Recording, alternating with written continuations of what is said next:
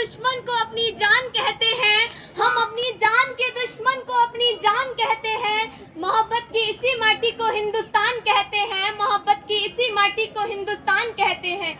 जो दुनिया में सुनाई दे उसे कहते हैं खामोशी, जो दुनिया में सुनाई दे उसे कहते हैं खामोशी, जो आंखों में दिखाई दे उसे तूफान कहते हैं, उसे तूफान कहते हैं। परम माननीय मुख्य अतिथि, गांव से पधारे हुए गणमान्य व्यक्ति तथा मेरे आदरणीय गुरुजी एवं छोटे बड़े भाइयों और बहनों, आप सभी को स्वतंत्रता दिवस की हार्दिक शुभकामनाएं।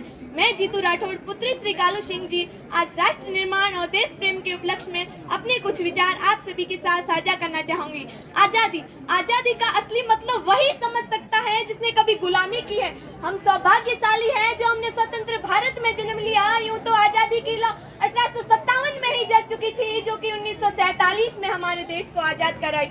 प्राचीन, मध्यकालीन और वर्तमान भारत के कुछ उदाहरणों से मैं स्पष्ट करना चाहूंगी कि जब हम फिरंगियों के फेरे में फंस गए थे तो रंग दे बसंती चोला की एक आवाज पर टोलों के टोले उमड़ आते थे और उनके इंकलाब जिंदाबाद और वंदे मातरम के नारों से खून में आ जाने वाला 5 डिग्री का तूफान अंग्रेजी शासन की जड़ें हिला देता था। उसके बाद 62, 65 और 71 के युद्धों में अपना सुहाग गवा देने वाली औरत जब घर के हालात यूं हो जाया करते थे कि प्यार भी भरपूर गया, मांग का सिंदूर गया, नन्हे नैनिहालों की लंगोटियां चली गई, छोटी छोटी बेटियों की चोटियां चली गई, बाप की कमाई गई, भाई की पढ़ाई गई, एक ऐसा विस्फोट हुआ कि पता ही नहीं चला, पूरे जिस्म की कई बोटियां चली गई, पूरे जिस्म की कई बोटियां चली गई।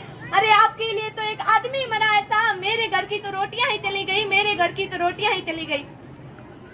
शहीद जवान की माँ की ममता चीख चीख के ये कहती है कि साहब आप तो भर्ती में 1 इंच भी कम नहीं लेते, मैं ये आधा शरीर कैसे ले लूं। इस तरह पूरा परिवार अपनी देशभक्ति साबित कर रहा होता था। तब देश बलिदान मांगता था, तब देश मर जाने को, मिट जाने को, फांसी चढ़ जाने को कहता था, किंतु आज देश लड़ जाने को नहीं कहता, मर जाने को, मिट जाने को, फांसी चढ़ जाने को नहीं कहता, बल्कि मेरे विचारों से यदि कोई व्यक्ति अपना काम पूरी लगन, पूरी मेहनत और पूरी ईमानदारी से करता है, वही सबसे बड़ा देशभक्त है। मैं नहीं मानती कि फेसबुक, व्हाट्सएप और इंस्टाग्राम की डीपी कोई 3 रंग में रंगना देशभक्ति है।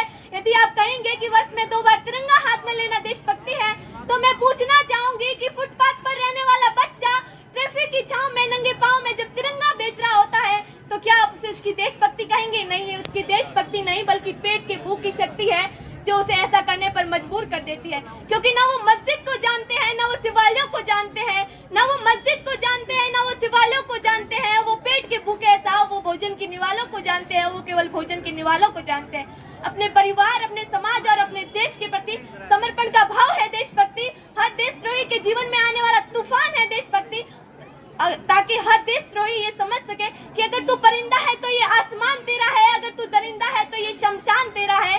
भाईचारे से रहना है तो रह इस जमीन पर, वरना ये कब्र भी तेरी है और कब्रिस्तान भी तेरा है, वरना ये कब्र भी तेरी है और कब्रिस्तान भी तेरा है। अब मैं बता दूं, महिला सुरक्षा के मामले में हम आज भी चौथे पायदान पर आते हैं। हम एक ऐसे समाज में जीते हैं जहाँ पत्थर की मूर्त को लगते हैं 56 भोग और भूखे नंगे तड़पते सो जाते हैं लोग, भूखे नंगे तड़पते सो जाते हैं लोग। यही सच्ची देशभक्ति और यही सच्चा राष्ट्र प्रेम कि ना सरकार मेरी है, ना रोब मेरा है, ना ही बड़ा सा नाम मेरा है, बस इतनी सी बात का गुरूर है मुझे कि मैं भारत की हूँ, ये भारत मेरा है, कि मैं भारत की हूँ, ये भारत मेरा है।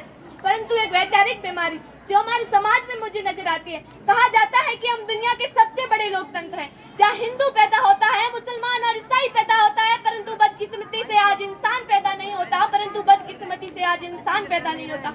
मेरे विचारों में ना हिंदू की जरूरत है, ना मुसलमान की जरूरत है, बल्कि राष्ट्र निर्माण के लिए एक इंसान की जरूरत है, बल्कि राष्ट्र निर्माण के लिए एक इंसान की जरूरत है। जरा सोचकर देखिए, ये पेड़ पौधे और शाखाएं भी परेशान हो जाएं अगर परिंदे भी हिंदू और मुसलमान हो जाएं। यही सच्ची देशभक्ति और यही सच्चा राष्ट्र प्रेम। और अब मेरे विचारों में राष्ट्र का निर्माण तभी संभव होगा जब देश में नारी की पूजा नहीं, नारी की इज्जत की जाएगी और स्वच्छ भारत अभियान में केवल सरकार नहीं बल्कि सड़क पर चलने वाला प्रत्येक नागरिक हाथ बटाएगा, स्वच्छ भारत को दिल से अपनाएगा, स्वच्छ भारत को दिल से अपनाएगा।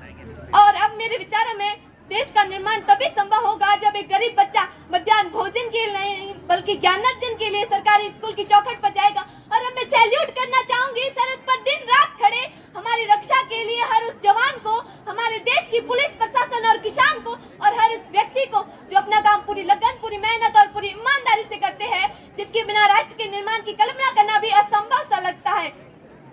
मैं आज पूरी जिम्मेदारी के साथ इस मंच पर यह आह्वान करती हूँ कि हमारे देश, हमारे राष्ट्र का निर्माण तभी